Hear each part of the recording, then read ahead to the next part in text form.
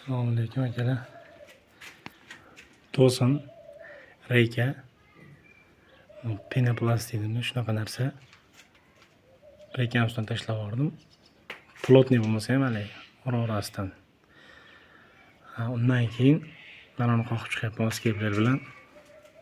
Ustidan dekor plast qilaman.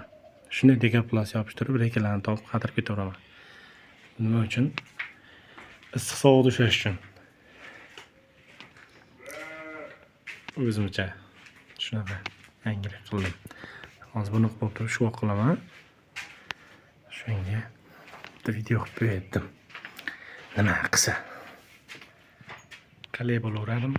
Kuxnya bu.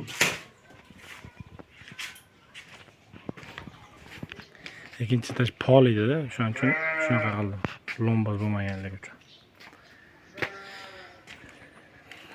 Yana qiziq bo'lsa degan maqsadda. Oxiri qoldi.